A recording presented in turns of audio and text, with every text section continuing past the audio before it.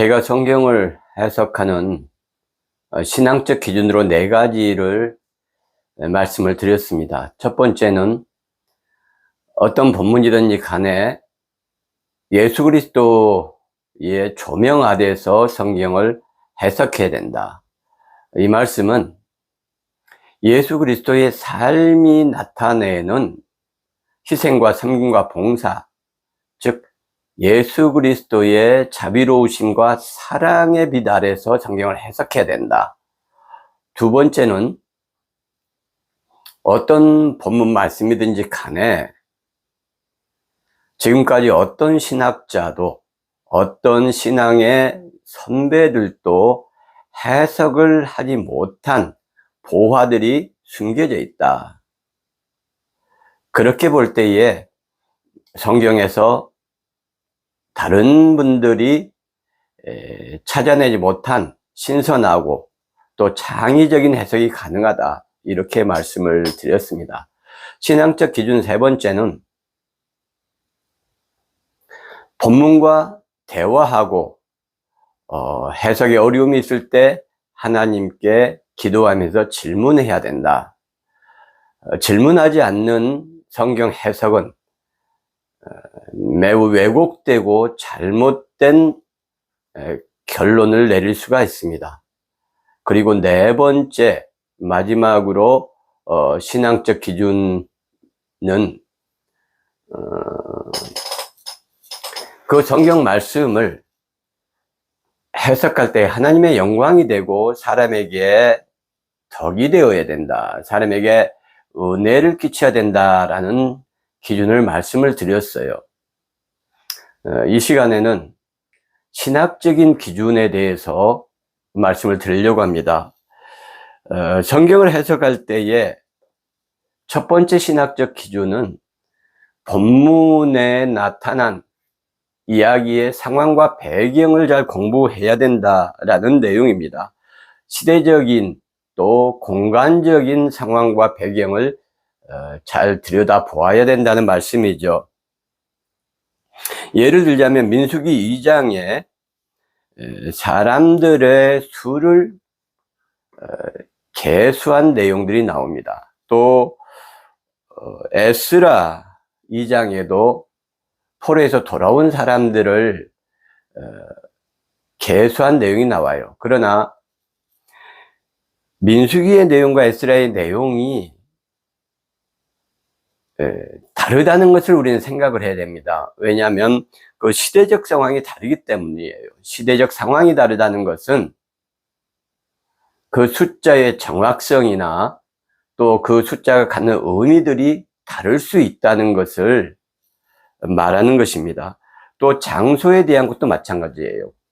배경에 있어서 공간적인 장소의 의미가 있기 때문입니다. 예루살렘에서 기도하는 것과 바벨론에서 기도하는 것은 장소가 다르기 때문에 전혀 다른 의미와 해석이 필요한 것입니다.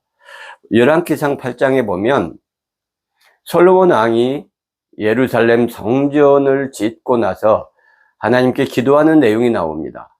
이 기도의 내용과 상황 그리고 이해는 다니엘서 6장에 나오는 다니엘의 기도와는 전혀 다른 뜻을 가지고 있죠.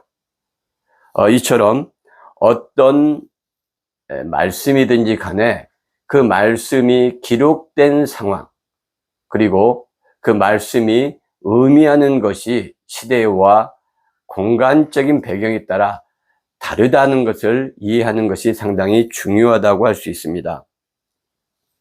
두 번째 신학적 기준으로는 본문을 읽을 때에 우리가 그 본문의 문학적 장르를 생각해야 됩니다.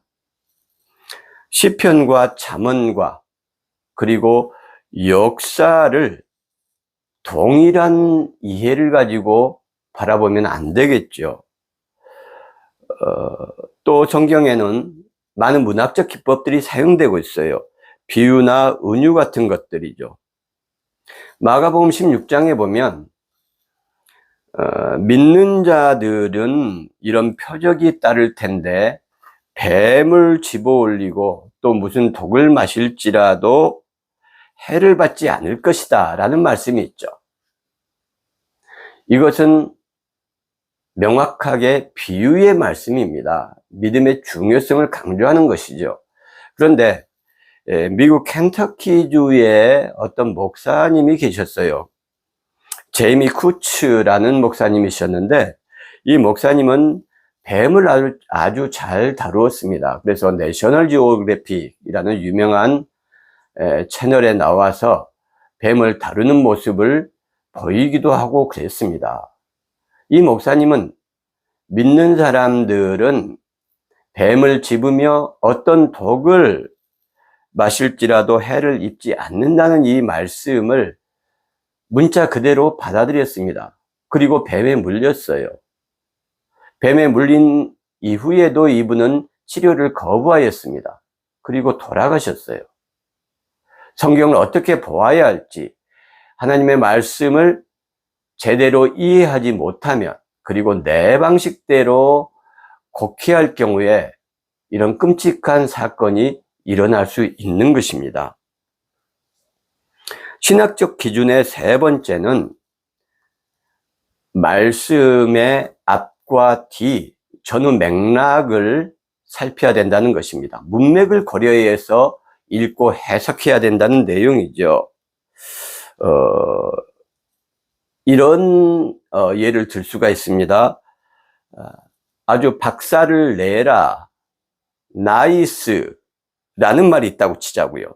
이 말은 아주 박살을 내라, 그리고 나이스, 잘했다, 멋지다, 최고다 라는 뒤에 문장이 이어지기 때문에 긍정적인 의미로 이해할 수 있습니다. 그러나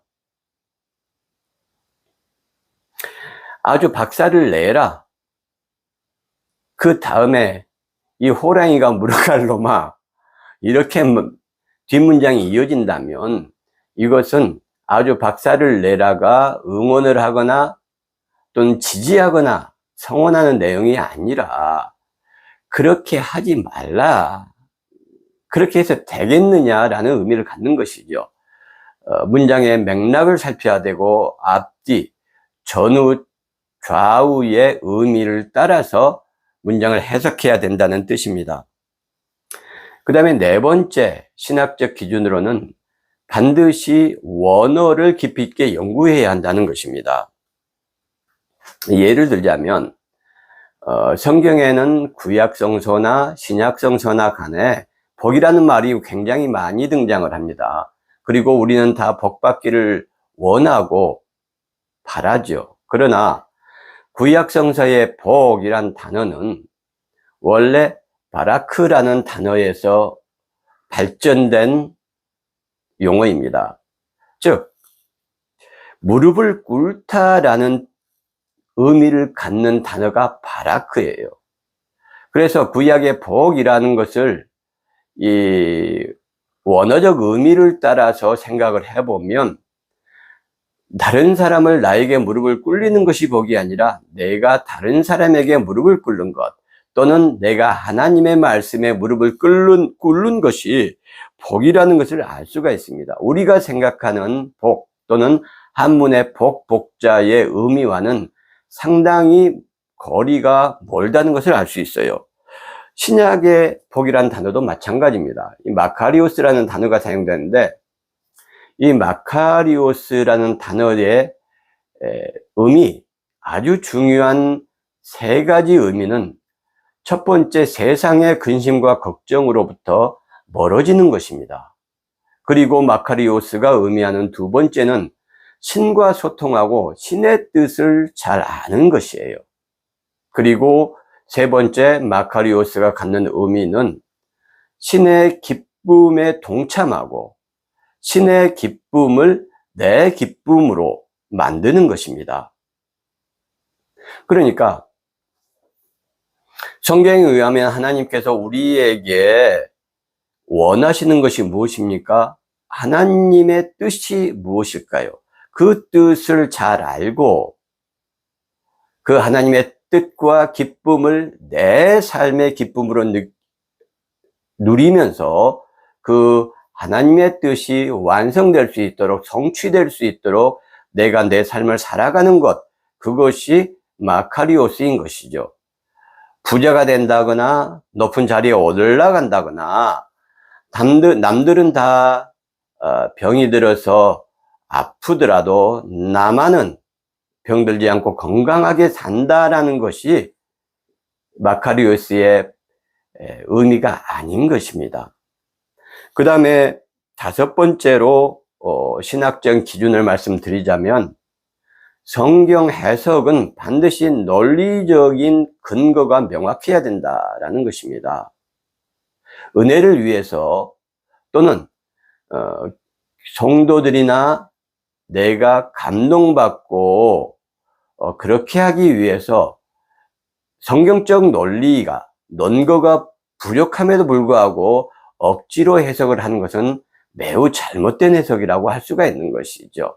이런 논리적 근거가 명확하기 위해서는 우리의 이성과 또 사유하는 능력들이 필요합니다. 그래서 본문에 대해서 질문하고 예수 그리스도의 자비로움과 사랑의 그림자 안에서 본문을 해석하면서 그 해석들이 충분하고 풍성한 논리적 근거를 갖는지를 살펴보는 것은 성경을 바로 읽고 하나님의 뜻을 바로 아는데 매우 중요하다, 이렇게 생각합니다.